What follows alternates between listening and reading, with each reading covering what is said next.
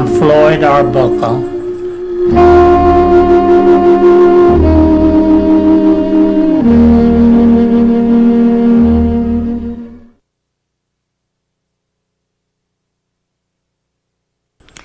I'm Margaret Arbuckle. I was Margaret Cross, and I married Floyd Arbuckle.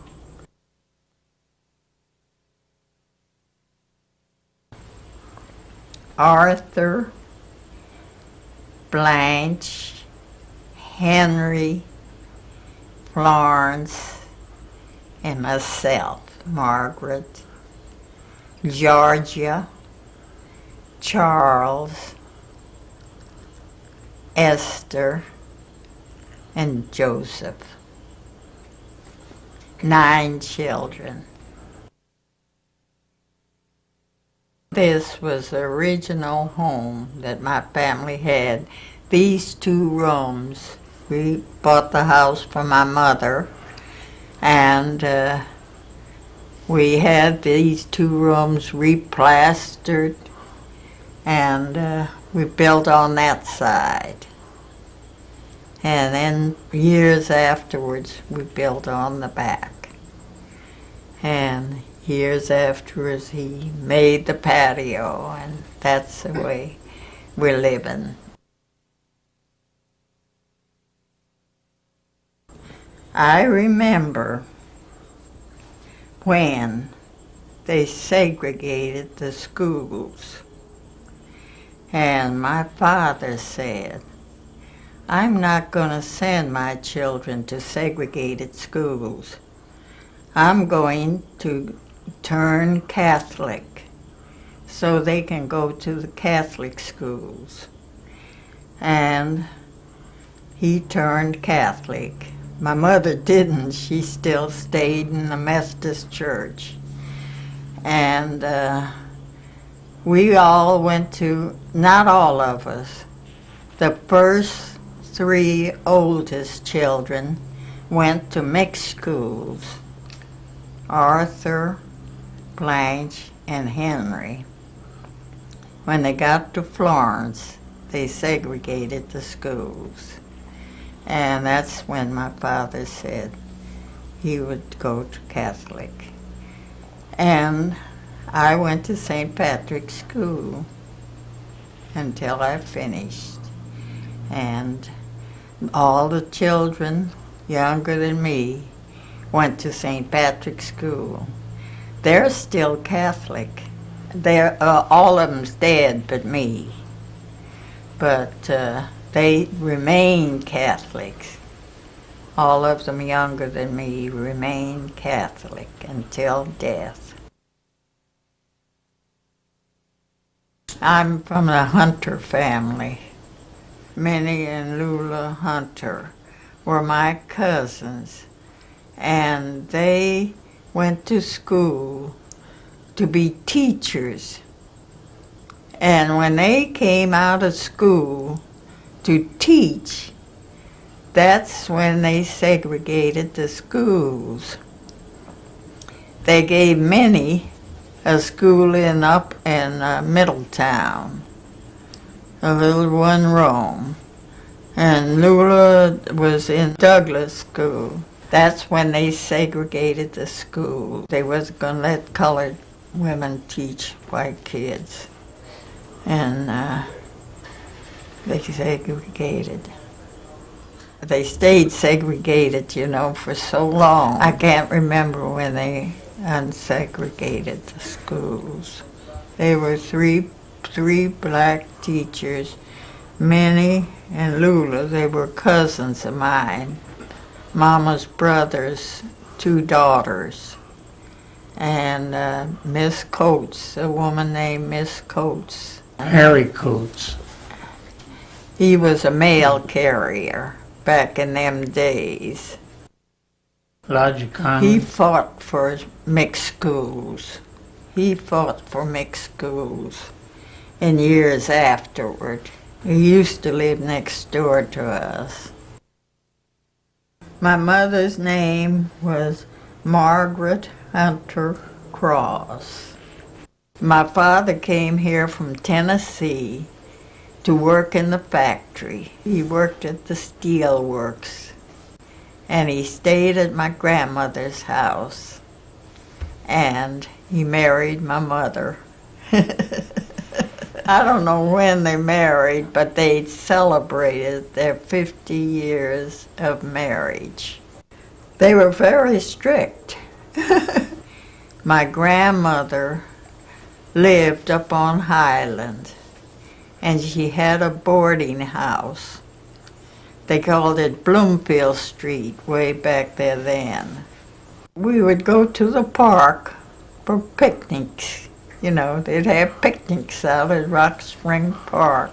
My mother, she stayed in the Methodist church, you know, and they would have picnics in the park, and we would go with my mother to the picnics and all that, and I can't remember. And then after I got grown, why, they used to have a hall, Holman's Hall in Upper Alton. They had a Holman's Hall. They would have a dance there every Monday night. And we could go to that dance. And we could go to the picture show on Sunday. We would go to the Hippodrome. The Hippodrome was down here. Where was the Hippodrome? Broadway and Paso, I believe. But we'd have to sit upstairs. But we'd go on Sunday. We'd go to the Hippodrome. And on Monday nights, we'd go to the dance, and that was all we'd go. I'm Floyd Arbuckle, the son of George and Ida Humbert Arbuckle.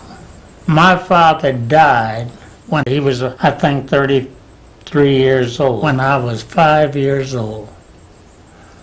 He worked, I think, at the Standard Oil. I think he was in the boiler room. I don't remember him too much, but I remember Mr. Lewis, Bill Lewis. He was the last one my mother was married to. And I don't know just how long they stayed together. I don't remember that. But anyway, we were living back over there on Smith Street, right off of Milner. And down there we used to have just a regular playground, it seemed. And we used to have a horse and different things like that. And I even had a donkey. And I think at one time we was even raising hogs in the city limits. That was legal then. I had an uncle living out about 3.5 miles north of Fosterburg. I went to my uncle's in Fosterburg, and my younger brother George went to an uncle living in St. Louis, Hilliard Humbert. That was my mother's maiden name.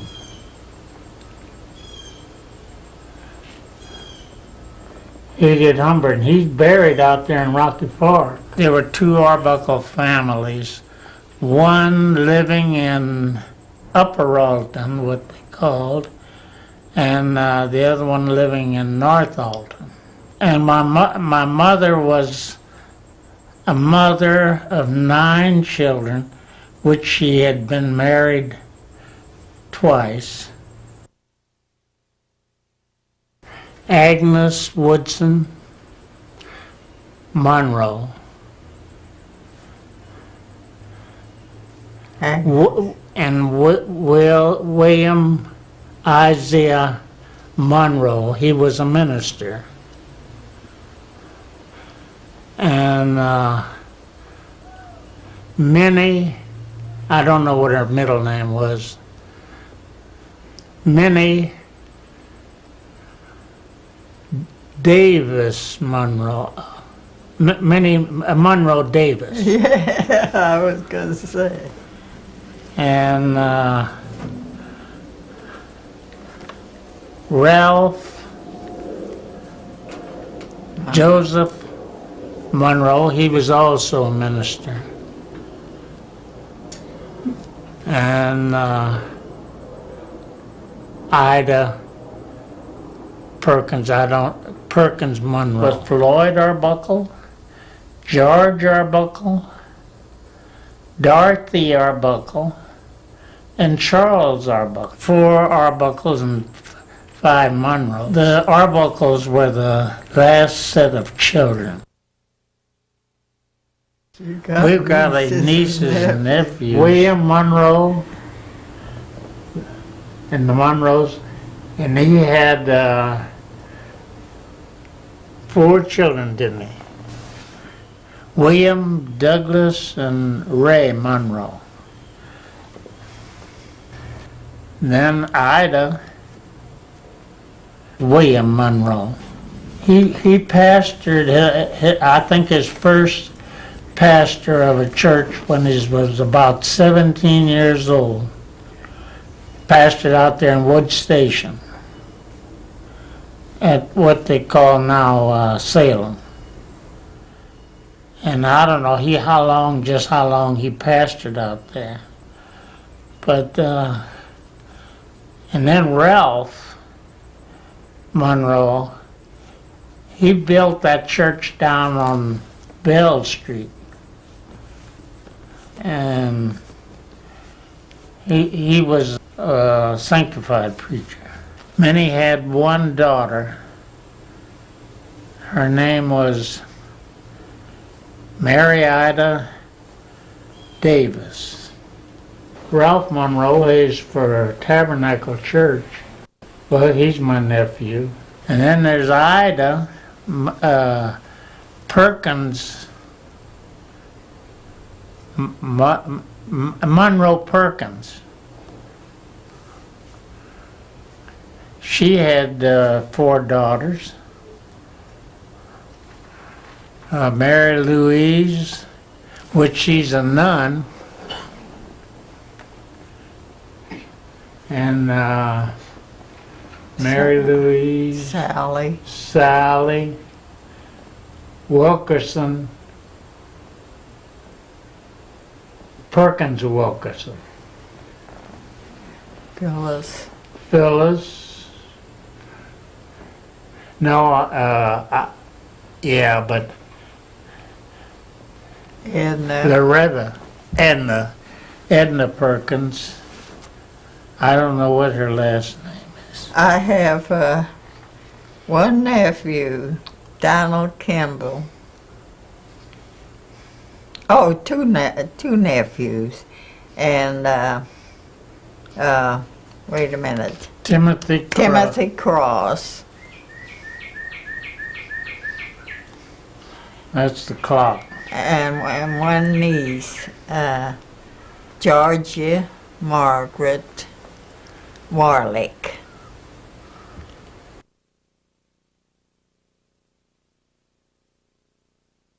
My mother let me go and stay with my uncle out in the country. He had an 80-acre farm, and that's where I learned to milk cows, drive horses, ride horses, and all that. It was quite an experience. And I went to school out there a couple of years, stayed out there with him. Then I came into Alton later. That's when I came back home. Then I went to Simmons School, what they called Simmons School. It was a segregated school. Yeah, one room. Yeah, it was. Your cousin was the first teacher I had, Miss Minnie Hunter. Over there on Grove Street. Gross, yeah. Yeah. I went to school over there for a while. And then later on I was transferred over to Lovejoy. Now I went to school with some of the Stewarts. Bill Stewart, William Stewart, and Eliza Stewart. There was a little place out there on Route 100. I believe that's where my mother was living, my mother's sister. Well, I think they were children and went to school out there in Melville.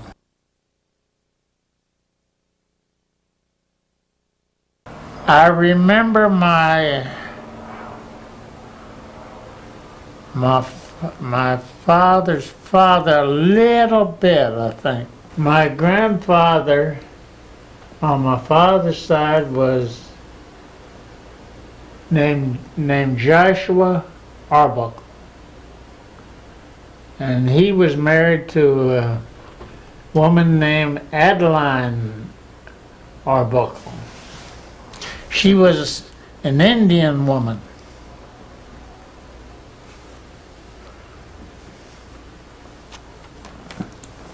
Now, as far as on my mother's side, which my grandmother there was named Jane Fountain. That was her mother. Mary Jane Fountain. I don't think that was her name. But I never knew my grandfather on that side. I know she used to go shopping and she had a Victrola, and she bought a Victrola and put it in the living room there, and there was the one record that we always liked. One record. Sword and Lance March. Presley Arbuckle. You know, I'm supposed to be related to him. Up here in Brighton, I think through cousins, but I don't know which one. Now my father, I think, was a cousin, you see, but he died so young. He used to go out there. And we never got a chance to go out there when we were younger. Not until the later years, when I went out there to after I had an aunt named Belle Fowler. She used to go out there, and that was my father's sister. What is it that makes my head go round and round while my heart just stands still so much? If I didn't You know, they had a confectionery store up there on Highland Avenue. Her sister was running it, Blanche, and they would have soda and candies and cakes and things like that.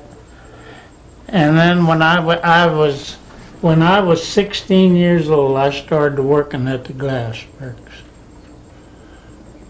And I used to stop by there because there was brothers of Margaret's and sisters that lived there. And I'd stop by there, and always it was kind of a hangout place for a couple of us, a couple of friends of mine. And we would kind of meet up there and maybe eat cakes and soda pop and things like that. So, and then we would get involved in games and so forth with our brothers. And it was just a habit-forming thing for me to stop by every day. And one day and a friend of mine was by there, and I saw Margaret coming up the hatch from the basement coming up there. So I met her there, and one day I was up there, and later on I kind of wanted to say something to her, but there was another fellow there. So I did. The three of us sit in the front room talking, and I stayed so long that I said, well, I'm going on home. So he stayed there and made dates with Margaret. In fact, they started going together, and in fact, they got even really engaged. So he left Alton finally and went down to Coteville to work in the mines. And he was going down there where he could make more money. And while he was down there, I guess that's when I started seeing her.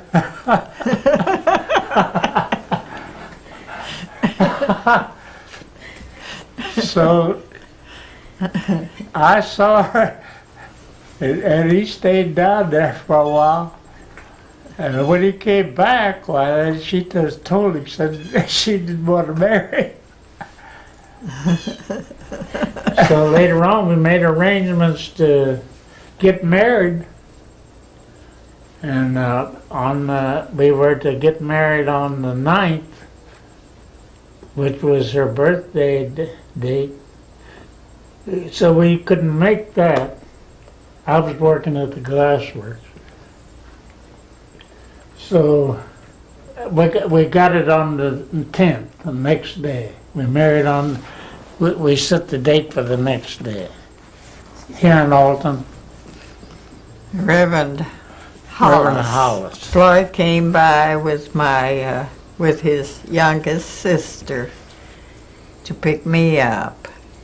And I said to my father, I said, Papa, do you want to go with me? And he said, yes. And my mother she says, you're marrying for good looks and it won't last. She was kind of mad. You're marrying for good looks and it won't last. It's lasted 70 years. Why do I love you?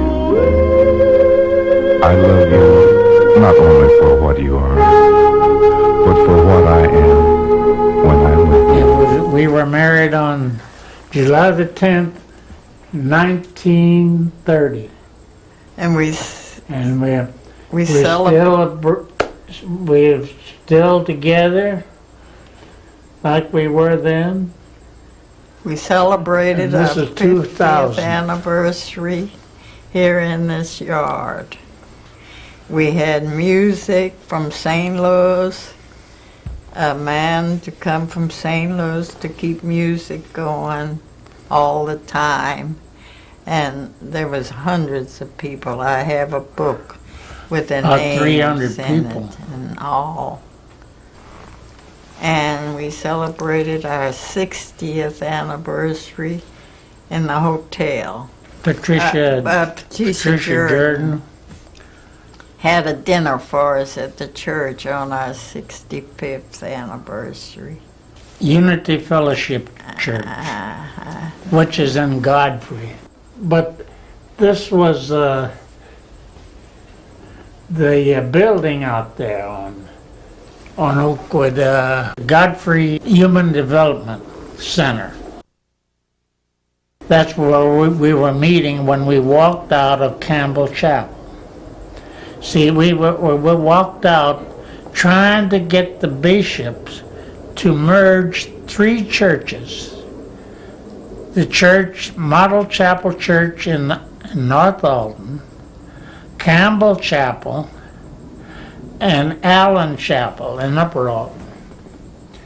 And the bishop, they wouldn't merge us. At first they said they would, but and then they changed their mind because the presiding elder didn't want them merged, and Reverend Owens didn't want them merged.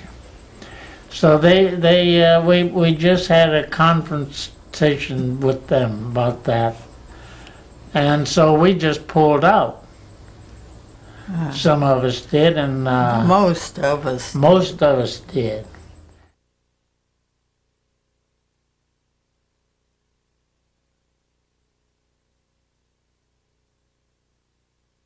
After we married, we started living in one of my sister's houses, which is out there on Carson. And then later I went to work. I got laid off at the glass works. And my aunt asked Mrs. Hartman, Carl Hartman's wife, you remember they had a Hartman's clothing store downtown? We went out to their home and started working. and staying on the place. Staying on the place And for 9 years. for 9 years, yeah.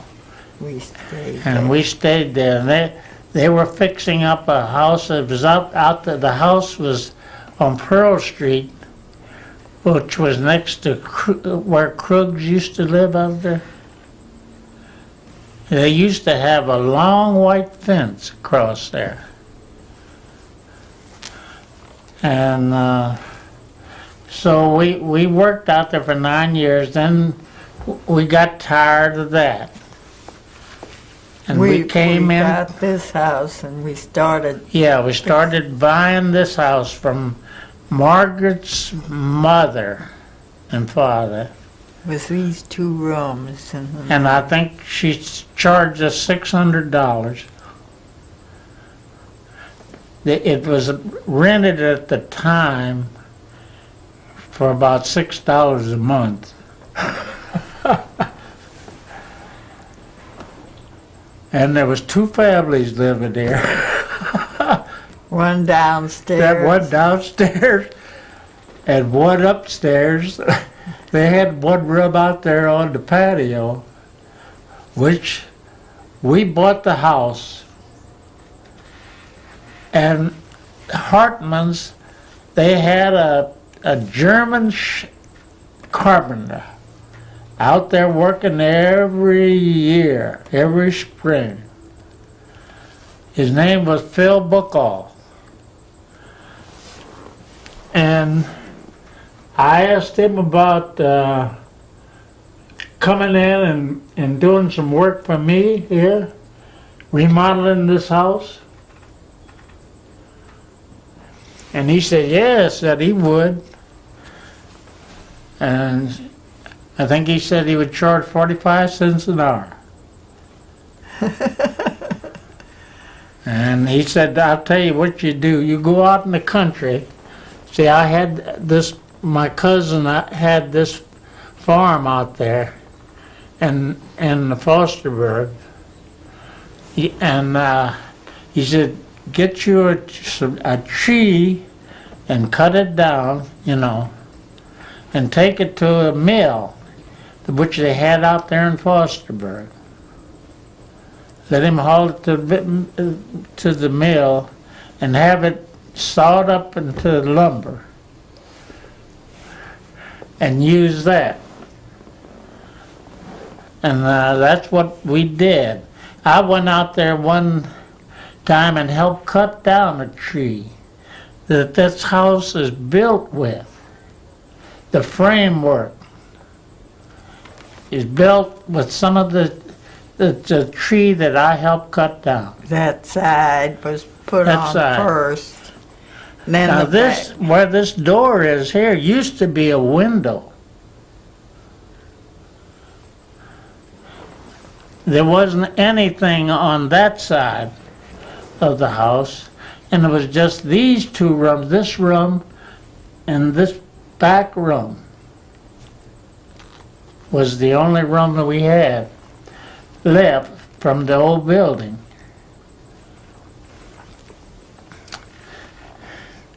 So later on, our back bedroom used to be our kitchen. And then back from that was a little back porch, screened in back porch. So see, we took that down and extended the building back a little bit. That's why we got that TV room back there and the kitchen, because we had to have another kitchen. Our kitchen was kind of small. Petty. Petty is the one that did it. He was Laverne Gill's husband. Yeah, he married a cousin of mine. He was very good. I said, oh, I want a picture window on this side so I can look out in the woods. And he said, if you want a picture window on this side, you have to have one on this side. And that's what he did. And just everything turned out so nicely.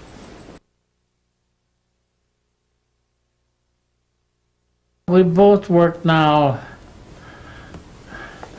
When we went to work in 1930, I think it was, 1931, 30, because we married in 1930, July. Yeah. Not about a year after that, that's when we went to work at Hartman's. And work was very, very scarce. It was during the It was Depression. during the Depression, if you've heard of that, I'm sure. We went to work, stayed on the place, and our salary was $30 a month. $30 a month. We lived right there on the place, did the work. And every year they would raise They would us. raise us every year. And we stayed there for 9 years, both of us. They always gave us raises, and we didn't have any bills. See, our living was free, you know. We didn't have any bills whatsoever. I did the cooking, and he did the serving. And the yard work. And the yard work. And they had a little boy. They adopted a little boy. And he comes to see us whenever he comes to Alton. He's living in Springfield. No, he's living up there, Mayo near Chicago. Near Chicago, yeah. Mayo, I think. Carl Phillip is his name. If he's in Alton, he comes to see us. He remembers us. And we always get a Christmas card from him and everything. And he was an adopted son. He was adopted. Yeah, I even carried him in the house when they first went and got him. You see, after we left there, the 9 years, why, I came in town. We just wanted to get away from. We started living house. here, see, and we were fixing up this house here. So we had a house. Even to see it out now, we put 35 loads of dirt around this house to build it up places. You'd be surprised how much work we had to do around here. Then, see, I went to work for a coal, man, I was delivering coal, driving a coal truck for a Ramey's coal yard up in Upper Alton. And I drove one winter, and Mr. Hartman was talking with with Mrs. Biggins that lived up on Staten Drive. There was three or four sisters of them that lived up there, and she was complaining about her chauffeur having to go, was called into the Army, and he told her Mr. about, Hartman, where we used to work. he told her about me, Got him away from that coal business. and he got me that job, and I worked there for I don't know how long, because that was later on. You know, they released some of the fellows, like Charles Townsend used to work for her. But anyway, he used to drive for the Bigginses. And so he was called in the service. Then after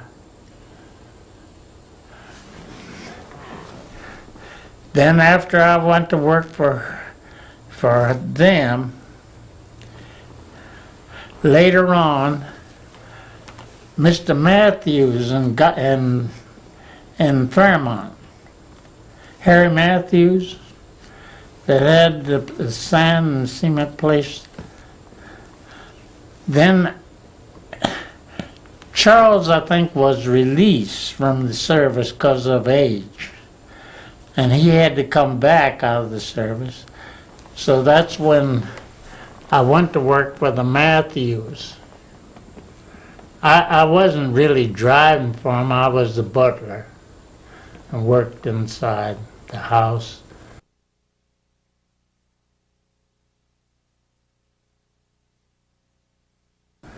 The Sunday, December the 7th, when war broke out, Matthews said, well, I'm going to cut back. He was going to cut back. Well, anyway, that's when Charles had to go back in the service from Biggins's, and then I went back to Biggins's. And then later on, I was called in the service.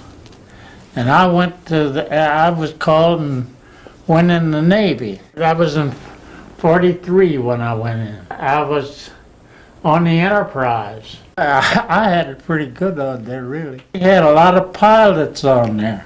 See, the Enterprise, you know, it carried a lot of planes. Somewhere around 70-some planes on there. I was on there for 17 months. And I was,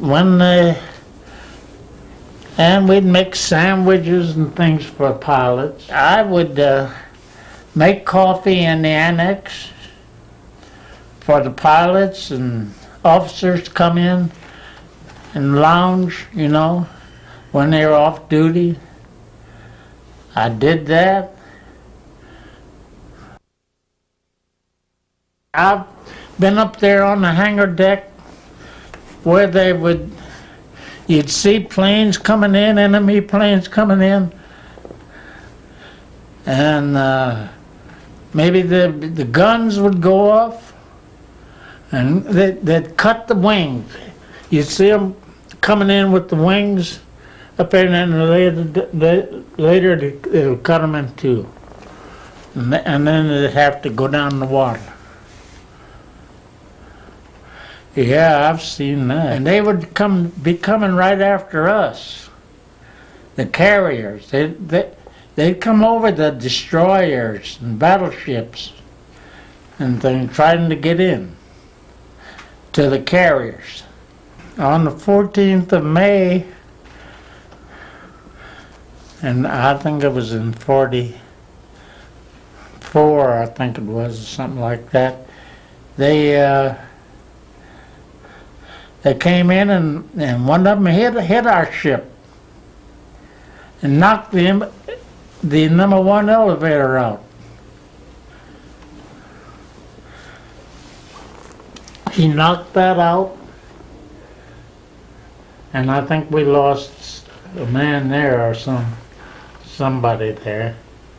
And then I was up there in the gun department once, and when I was up there on the hangar deck, and I saw all from a distance a lot of little birds, it looked like, in the air. And I think it was nothing but those planes, those enemy planes. And they came in low to the water where they couldn't pick them up very good.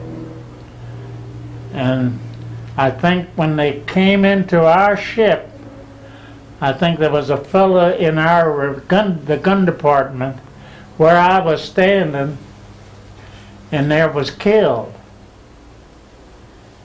and I think he was killed from the guns from one of our ships shooting at the enemy plane.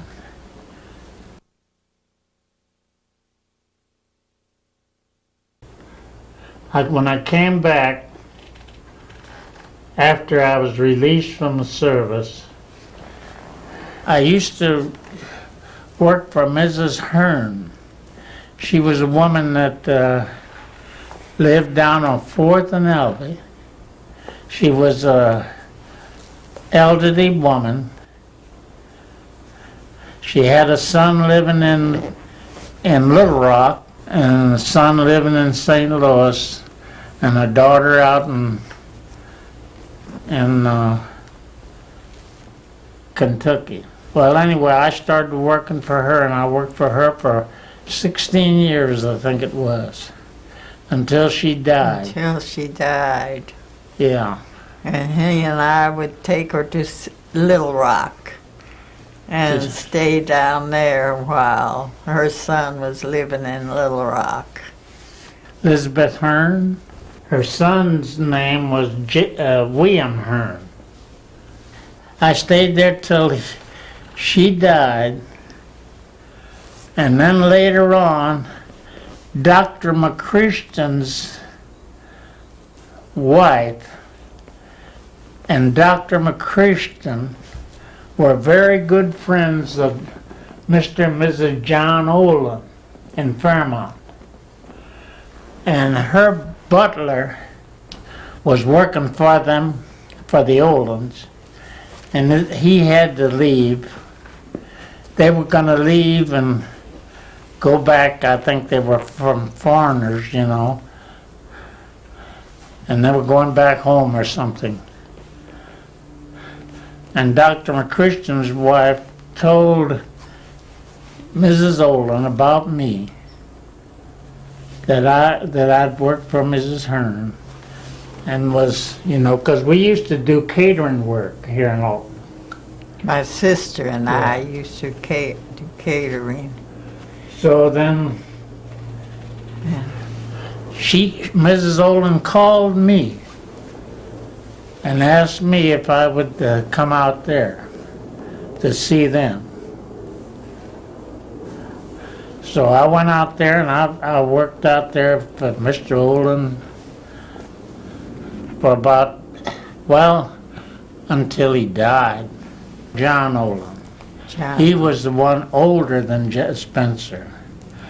See, there was two boys, Spencer and John. I was his valet. Like, I kept track of his clothes, and well, and I'd help him dress. I'd go in and help every morning. I'd go up there in the bedroom and in his dressing room and find out when he's in bed, because they had breakfast in bed. They didn't get up and go downstairs for breakfast. They always had their breakfast in bed. See, I was about the 10th person that was hired. A lot of people out there working. Out there. She had a maid upstairs that took care of her and he had me there. I'd go up there and wait till he gets up, find out after he's had his breakfast what he wanted to put on. And I'd put his clothes out for him. And then when he would get up, I'd go up there and sit up there in the hallway and wait till he get up. And when he'd get up and go through there, I could see him. And I'd go up there and help him put on his clothes. He had easy jobs. And he was left in the will. Left in the will from the first old lady he took care of. Yeah. Yeah. Left in the will, in her son's will. It was the most easiest job. I took care of the downstairs, first floor. But you know, they were never here. In the winter, they would go down to Georgia. They had a 20,000-acre place down there. In the summer, they'd come up here in the spring and maybe stay a couple of weeks. And then it wouldn't be long before maybe he'd have to go to New York. And see, they had their own plane and so forth. So they would go to, well, then they'd go, in the spring they'd go from here up in Canada, because he liked the salmon fish for salmon, and he'd send salmon back there to the house. And we'd go out there. I'd eat all my meals out there. But they in the spring they would leave and go to Canada, and then when they leave Canada, they'd go to out on the East Coast. What's that name of that place out there?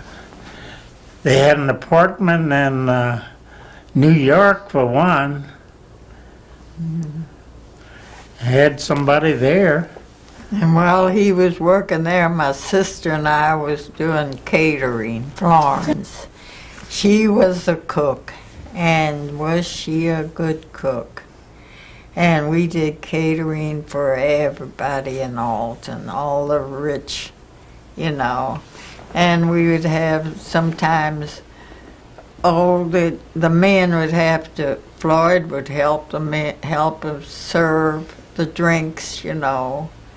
And we would go with and take the food. We'd cook the food at her house.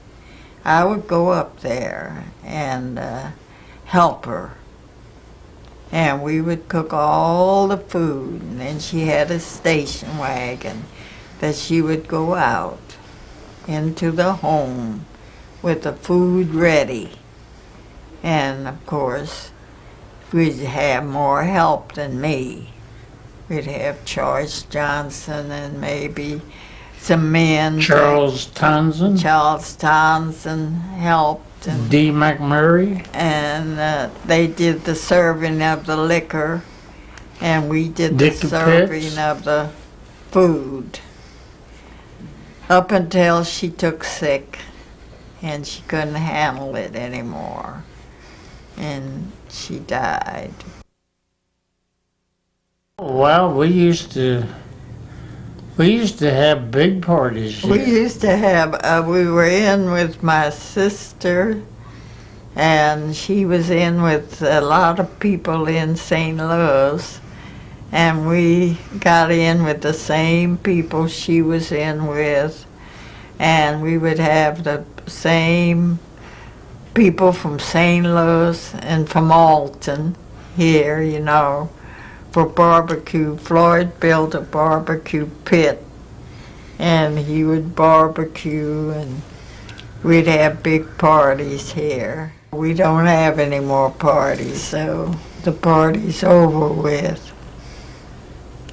We used to have awfully nobody big has parties. parties like they used to have. Oh yeah, they were all classic.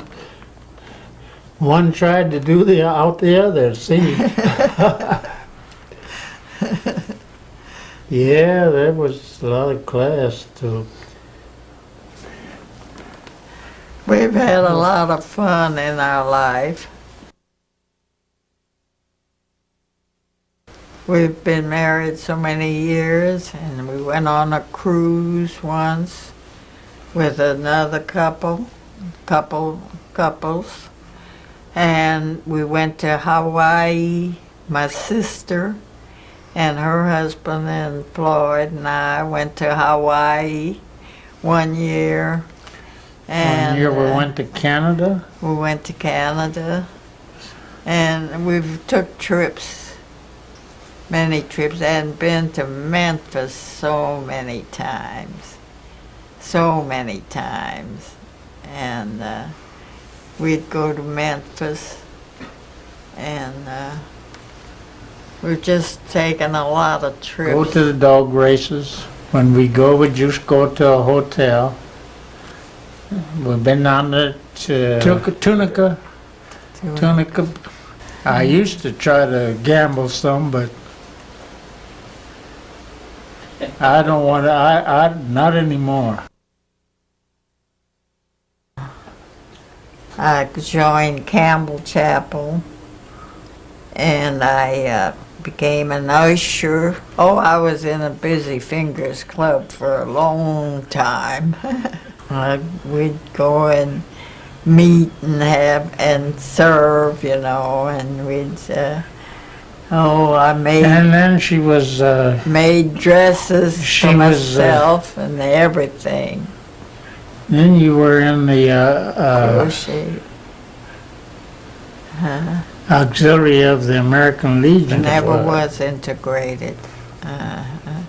I think I joined it right after the war, didn't I? Yeah. I believe so. When Miss Brits and Yeah, right after the war, when Floyd No, came then- home, when Miss Brits was living, I joined the American Legion Auxiliary, and we used to meet in up in Upper Alton the church. in the church, in that hall. In that hall, there was a hall right across from the church, and we used to meet up there. Miss Brits and Margaret Walker belonged. Oh, I used to try to play golf a little bit. I used to like to play. I had brothers, George Arbuckle. He was a pretty good golfer. Well, I never thought I was.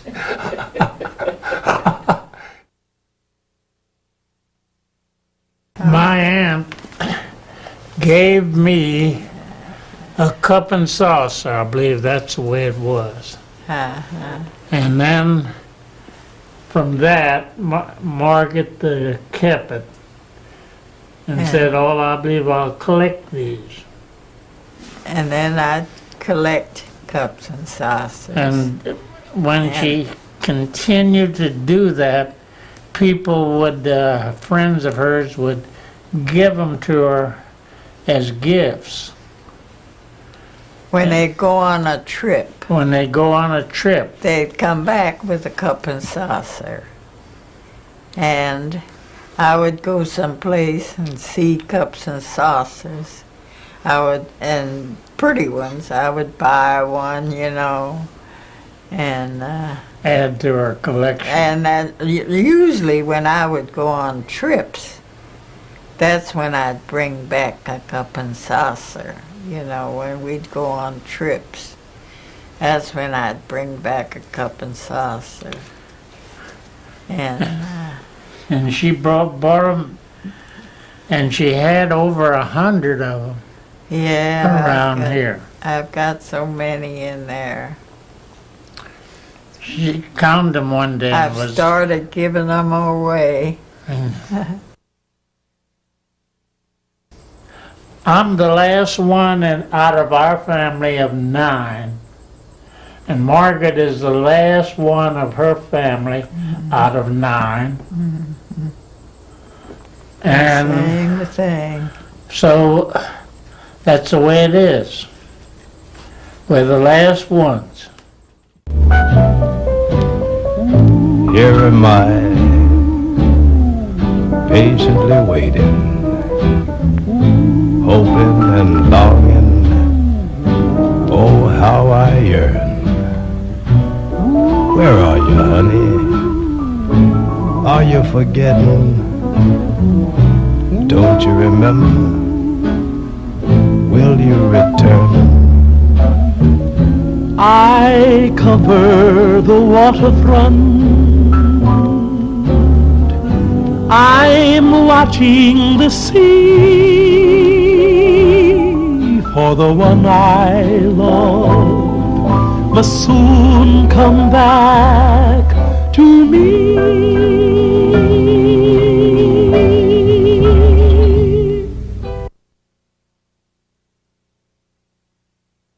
Without a word, without a touch, without a sign.